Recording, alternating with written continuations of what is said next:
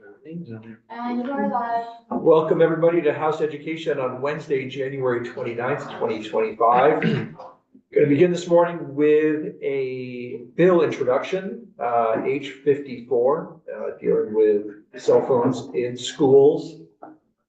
Today, we are just going to hear from the sponsor and then do a walkthrough with Ledge Council. And really, it's about asking clarifying questions. We'll have plenty of opportunity to debate later. We'll get some definite testimony on it as well.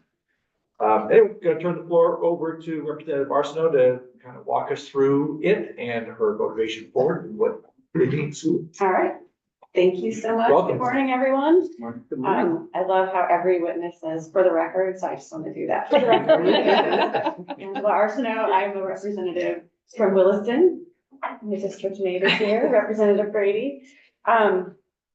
So I have some brief prepared remarks and I may go off script every now and then, but it'll be brief, I guess, is the operative word. So thank you first. Thank you so much for having me here to talk about H54, Vermont's phone and social media free schools bill.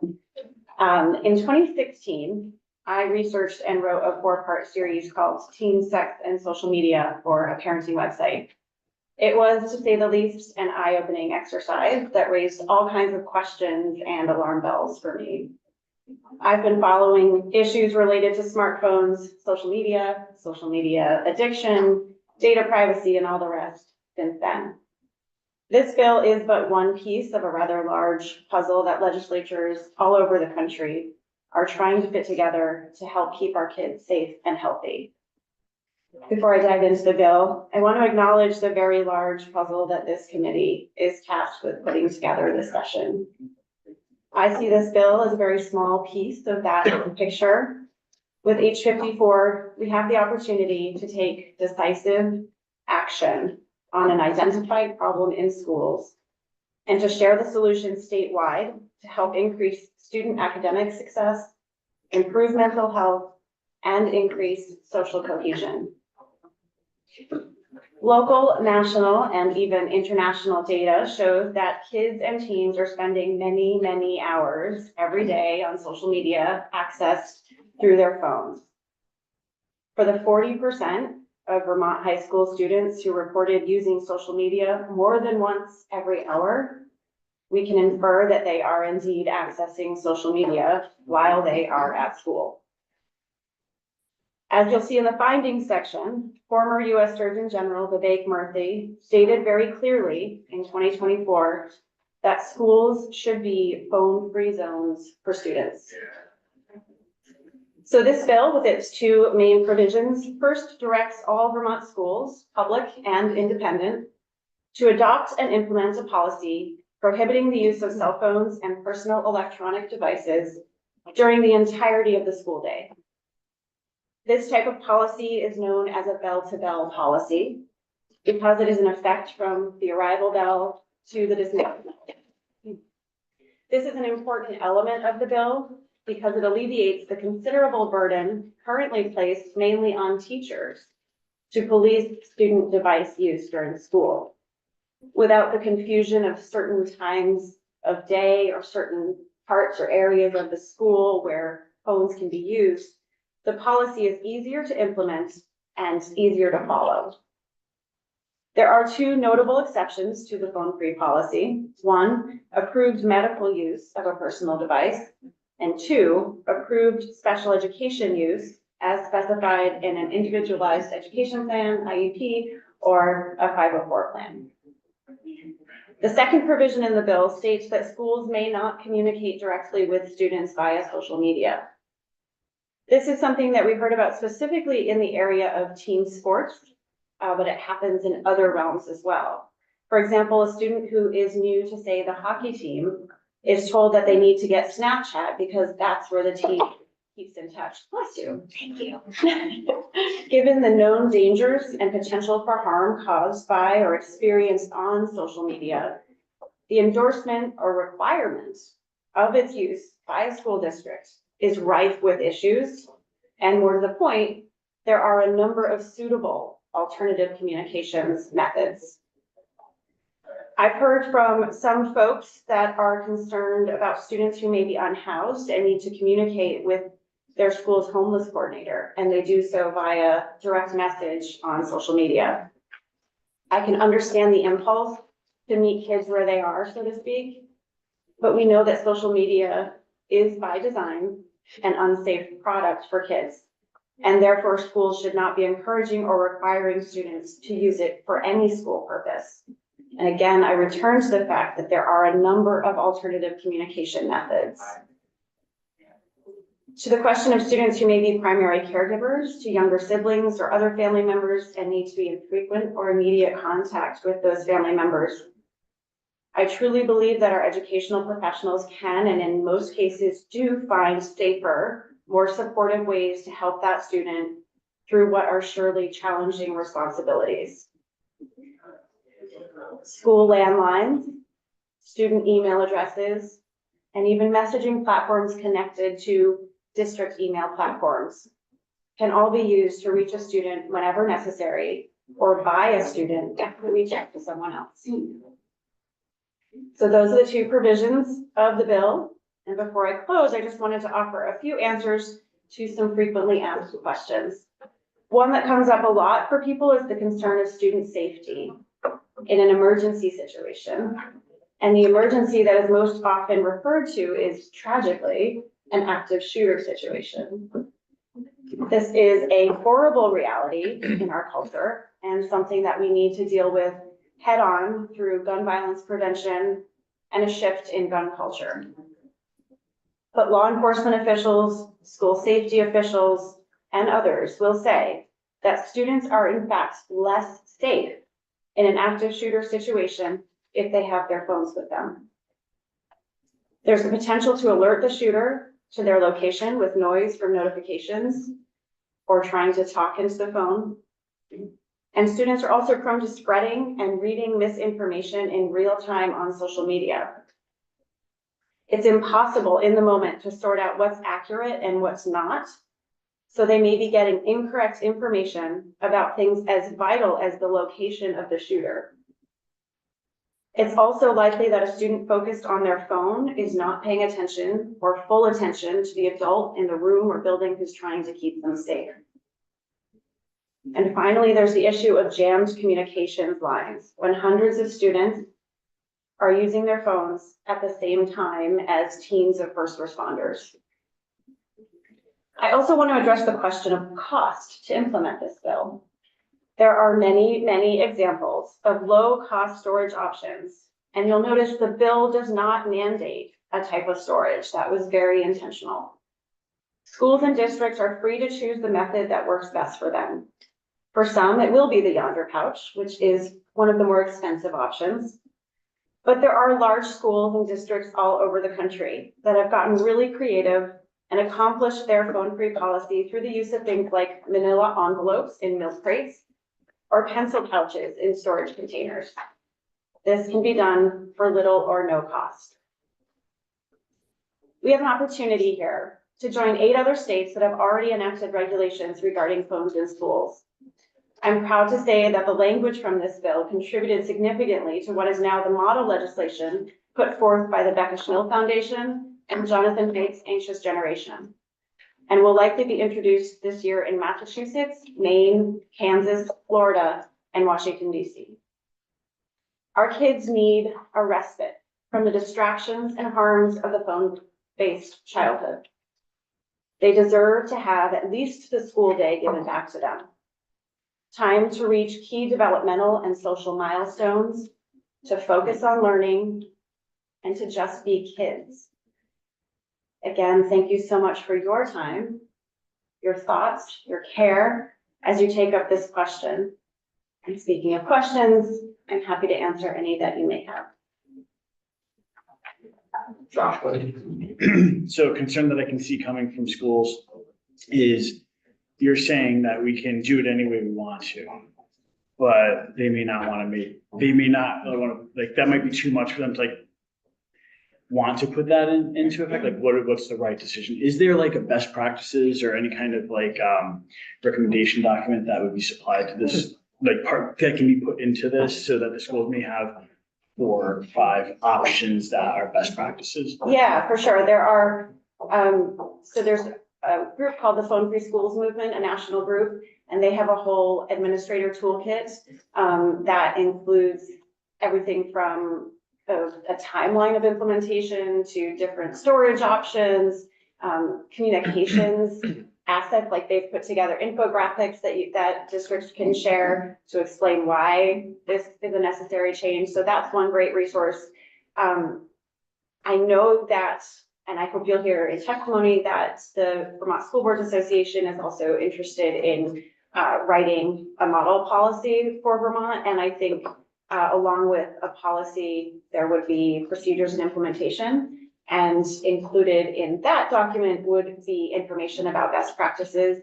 It is best practice to have the phones stored during the day and inaccessible, not accessible by the students. So backpack isn't ideal storage. But I also know that there is a district here in Vermont, Lamoille South, that implemented a phone-free policy this year. And they did so with zero investment, $0 invested. They simply have a policy. They shared the policy with students. You can keep your phone in your locker. You may not have it on your person. And they've had incredible results. In the findings section, I mentioned that last year, so 23, without a phone policy, there were 9 hazing, harassment, and bullying claims in Lamoille South Supervisory Union between August and December. In the same time period this year, the only change being the implementation of the phone-free policy, they had 2 hazing, harassment, and bullying claims. So they're keeping some good data. And yes, there are national best practices, and I think that information would be included in a model policy. Thank you. Representative Long? 2 quick questions. Do you know how many school districts in the state right now have policies on cell phones? I'm just curious Yeah. about that. And then in here, I'm seeing where it says prohibit the use of cell phones and personal electronic devices. Could you give me a description of personal electronic devices? Yeah, I'd be happy to. So to answer your first question, I don't know the exact number off the top of my head. I think we're up to, I want to say 8 to 10. It could be more for schools or districts in Vermont. Implementing. I know in our school in Champlain Valley had a phone-free study team this fall, put together a phone-free study team, and they really weren't sure where they were going to end up, and reported to the school board just a couple months ago in December that in fact they were very clear, we're moving to a bell-to-bell policy starting next fall. But there are a number of schools, and I think it's around 8 to 10 in Vermont. I can get that. Lamoille South Supervisory Union, Farwood Middle and Senior High School, Hartford Middle School, Thetford Academy, Sharon Academy. Woodstock is moving to phone free. Yeah, there's a bunch. So your second question was about the personal electronic devices. So it is defined in the bill, but generally speaking, it would include phones, of course, but also smartwatches, which there's a lot of articles being written now about how smartwatches are actually the bigger problem in elementary schools. A lot of parents think like, my kid is too young for a phone, but I'll just give them an Apple Watch. And then they won't have the problems that are present with phones, but teachers in elementary school classrooms are really struggling to hold kids' attentions when Apple Watches, smartwatches do have games, they have text capabilities. They're just as distracting. So smartwatches, smartphones, AirPods, personal tablets, the definition helps, but yeah, it's all of the things that. So Chromebooks? Not a school issued Chromebook. Okay, and flip phones? So Yes. a flip phone that doesn't have access to social media? Yes, because you could text on a flip phone. Yes. Okay. So that would be included. I guess I could just go to the definition. It's not, We'll I walk wanted through. your, Yeah, I wanted your thoughts, not Yes, okay. this. I just wanted what your interpretation was, so thank Gotcha. you. Representative Harple, you're up. I'm just curious about the part about schools cannot communicate with kids over social media. It makes sense to me. But, I'm a student council advisor. And I'm wondering, does this include things like student council can no longer have an Instagram page? Schools can no longer have a Facebook page? The school could have a Facebook page, Yeah.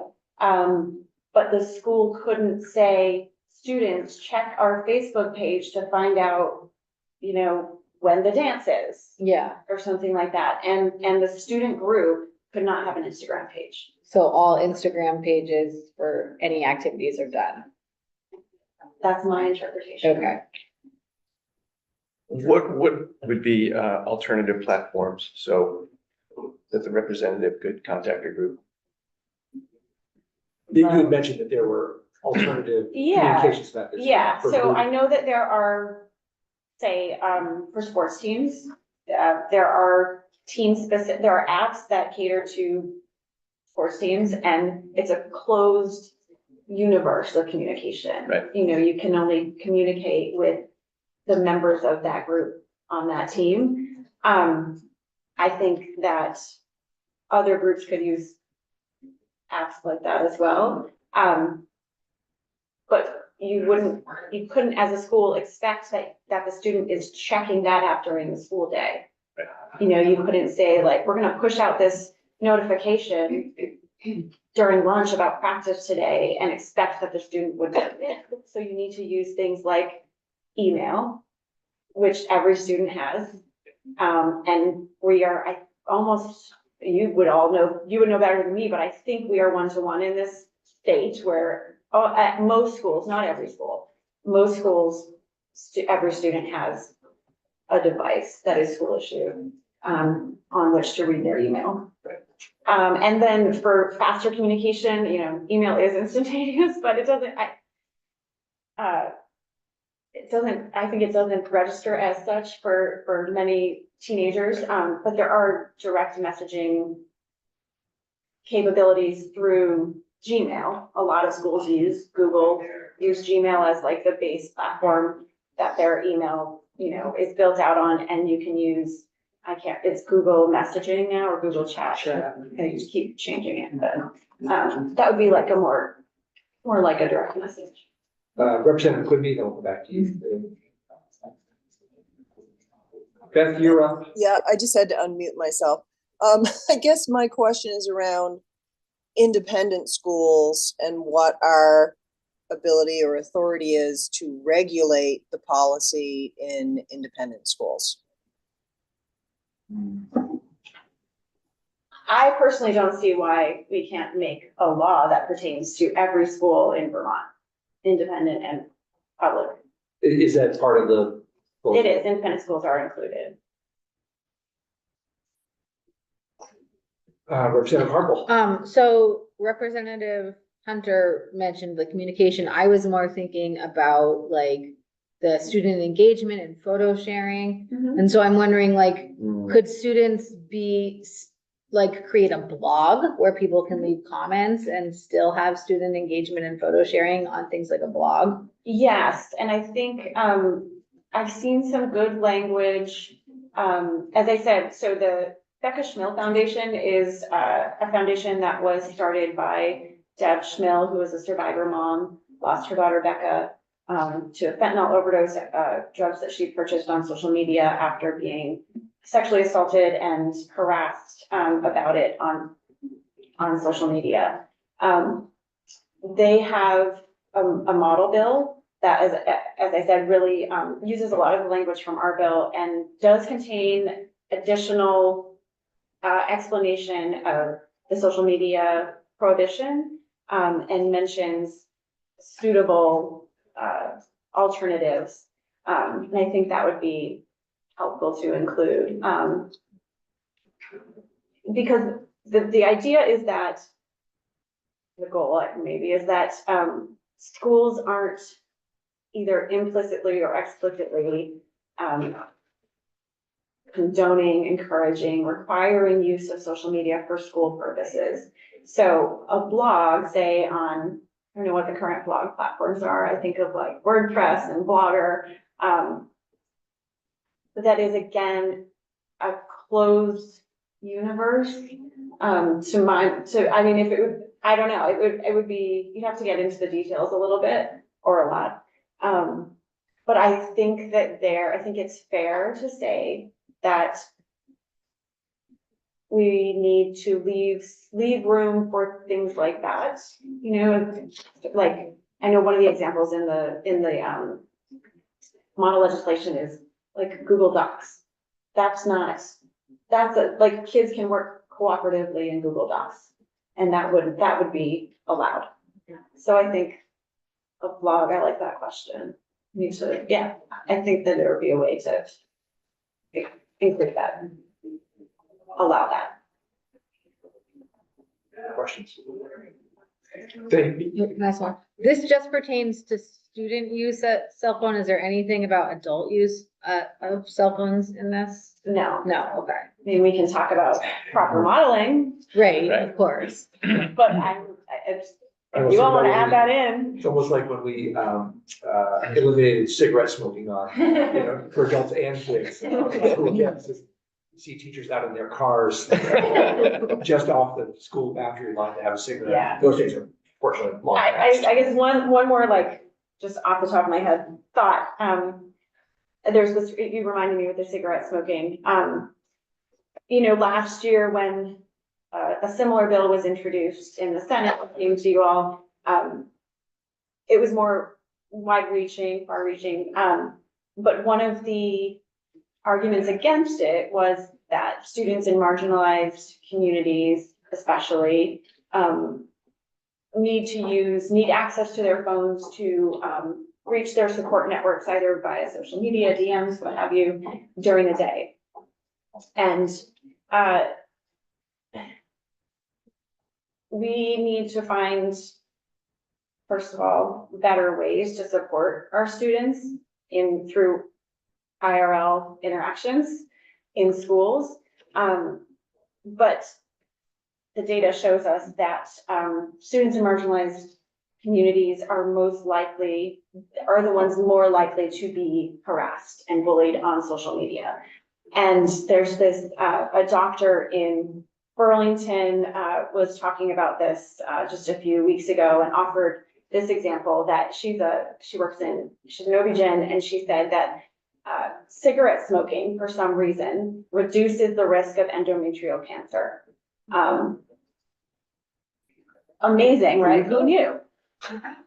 But doctors never told women to smoke to lower their risk of endometrial cancer.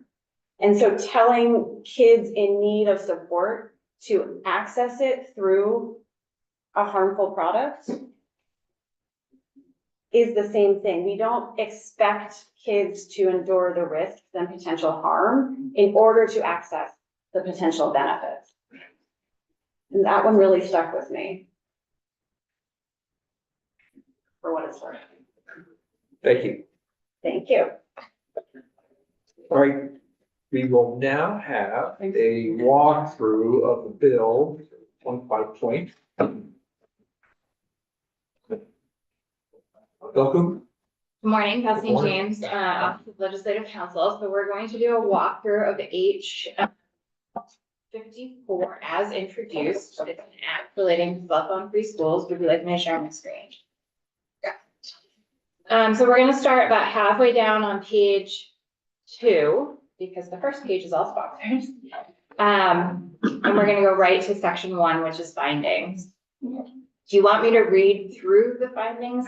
I don't think that's necessary. Okay. I made an executive call there. I didn't even look up to see if anybody had a different reaction. Okay. The sponsor of this bill did a wonderful job of backing up, giving sources for all of these findings. So if you are interested, the sponsor has that information, but I do as well. I will we're going to jump to page 4, line 10, subsection B of section 1, the intent section. So subsection A is all findings and subsection B is some legislative intent. and I am gonna read this. It is the intent of the General Assembly for all students in Vermont to access the benefits of a phone and social media-free school environment, which promotes focus, improved mental health, and increased social cohesion.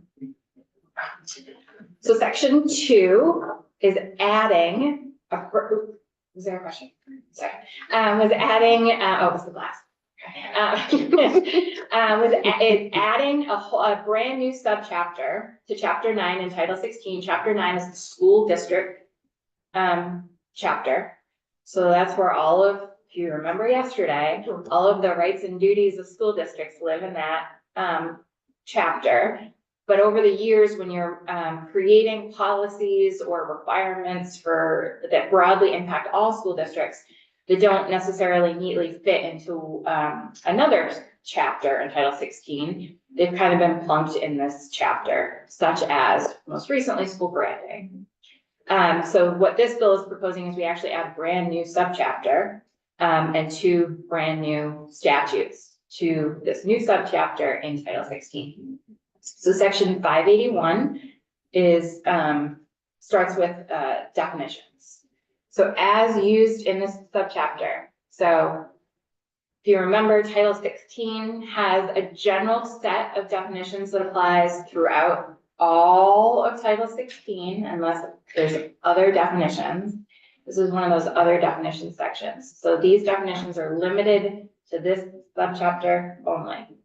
Cell phone means any device capable of using cellular technology to facilitate voice service through a commercial telecommunications company, regardless of whether the device can access internet services and electronic mail. So we're on page 5 now, line 1. Electronic device means any device that transmits sound, images, text, messages, videos, or electronic information, electronically records, plays, or stores information, or accesses the internet or private communication or information networks. So it doesn't, an electronic device does not have to meet all of those. There's an or there. Are we allowed to ask questions during this? Sure. So it seems like based on this definition, so this is saying students would not be allowed to have a personal electronic device, correct? We haven't gotten there yet. We're just in the definitions. Okay. But yes. But then my question would be, it seems like this would mean that they couldn't even have a Walkman. I guess that doesn't exist anymore. A CD. Right, I am gonna Player. say, let's get through the, and then we'll Okay, get into the all right. exceptions to make sure that it's not clear as we go forward. Okay. Parent, I'm on line 7. Parent means the parent of a student and includes legal guardians who are legally authorized to make education decisions for the student. School, again, this is a definition that is limited to this subchapter. Means any public school, independent school, so that includes both approved and recognized, career and technical center, or pre-qualified private pre-kindergarten provider located in Vermont. Pre-qualified private pre-kindergarten provider are going to be those private daycare programs that are qualified to provide pre-K and qualify for Act 166 funds. Social media, I'm on line 12. Social media means a website or internet medium that permits a person to become a registered user, establish an account, or create a profile for the purpose of allowing users to create, share, and view user-generated content through such an account or profile. Enables one or more users to generate content that can be viewed by other users of the medium, and primarily serves as a medium for users to interact with content generated by other users of the medium. So electronic device was an or, and this is an and. So in order to fit into this definition of social media, whatever medium we're looking at would need to meet the terms of subdivisions A, B, and C. Student means an individual currently enrolled or registered at a school located in Vermont as defined under subdivision 4 of this section. So just referring you back to the school definition. Page 6, we're in a brand new statute, a brand new section, section 582, personal electronic devices. So this requires school districts, so school boards or the governing body of an independent school or a pre-qualified pre-K provider to develop, adopt, and ensure implementation of policies to prohibit student use of cell phones and personal electronic devices at school from arrival to dismissal. The policy may prohibit a student from bringing a personal electronic device to school, require personal electronic devices to be placed in a designated area of the property, or allow for utilization of a product that functions to secure the personal electronic device, such as a device locker or lockable pouch. So you'll notice I'm on page 6, line 7, the policy may, it's not a shall, it's a may. Subsection B on 12 are some exceptions to the policy. So the policy shall provide, bless you, an exception for students to possess and use a cell phone or personal electronic device if a licensed physician or licensed advanced practice registered nurse determines such possession or use is necessary for the health of the student. School may require documentation to support an exception under this subdivision.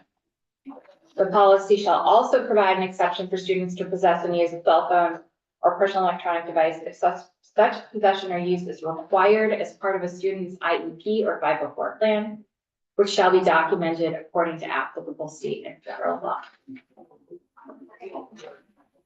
Page 7, last section that's being added to this new subchapter in Title 16, prohibition, section 583, prohibition of integration of social media platforms into education.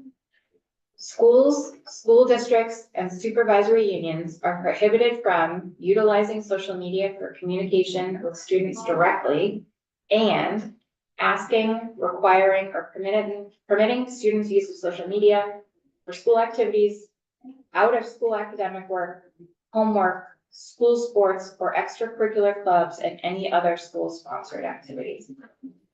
And then subsection B, schools shall have in place measures to prevent students from accessing social media while on school-issued electronic devices and while under the supervision of the school. Effective dates, the findings in the effective date section will take effect on July 1, 2025, but the requirement for schools to adopt the policy and prohibition on social media use would not take effect until December 1st, 2020. So we're gonna go with the walk bands first. Can I add to my question? Yeah. I mean, I'm also realizing that, and I'm not trying to be dumb here, I'm just thinking, like, even like keychains that make a sound could fall under that. Which I know is not the intent, but like, does that language need to be cleaned up for that not to be the intent? So when, I would say a Walkman, anything that electronically records, plays, or stores information. I'm not sure that information is synonymous with sound, right? Where that's, you're asking a lawyer to opine on this. So I would say, if you choose to take this bill up, that would be something to explore, right? What is your goal here? What are the devices you are looking to limit? And then you make sure that the definition is not overly broad, is not limiting devices that you have no problem with students having. The definitions that are in here, are they modeled on other states, other places? That would be a question for the sponsor. Yeah, please. Yeah, so I know that the definition, I know specifically that the definition of social media is taken from a federal law. That was, well, yeah, it's taken from a federal law. I can tell you more about that federal law if you want. The definition of electronic device, I believe, was taken from S284, which was last year's on-free schools bill. If I'm remembering correctly. I'm looking that up right now. I can, I'm happy to dig into that. I think we did make some changes. It would just be, all I would say is it'd be interesting to know that if other states were much further along than we are on this, and got definitions that are been tested. Yes, so the definition of electronic device is taken, well, it matches what was introduced in S284 last year. I'm happy to, if this something you're interested in looking at, I'm happy to come back with the laws of other states or bills that are in process from other states. Yeah, Representative Taylor. I think that Rep. Hartle's, point, it's page 5, line 2, so it basically says transmits down. Right, I think, so that really does kind of lump a lot of things in there. But my other question was, page 7, when we get down to line 5, asking, requiring, or permitting students, the permitting students I'm a little hung up on. Say, students on their own start some kind of social media page for an activity they're involved with at school. The school becomes aware of it, are they then permitting these students to engage in social media activity regarding a school group? Like, the permitting part is hanging out.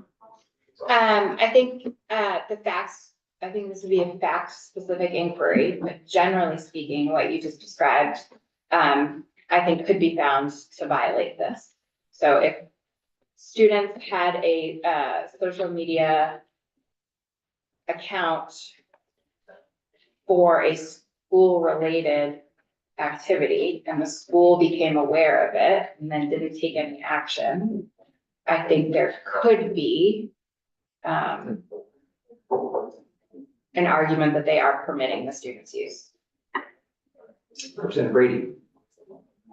I think that's one for us to put a pin in, particularly when we have the field in and talk about implementation, because there's, I know from at least 2 different high schools, you know, the drama team, the different sports teams, the Instagram accounts for different school activities are pretty widespread practice in the field right now. And so how do you get from where we are to where we might be trying to get to? And those have sometimes been totally student driven, but those have sometimes been, you know, encouraged by schools just as a tool to showcase, to share photos. That I think there's some big implementation questions we have to wrestle with about that.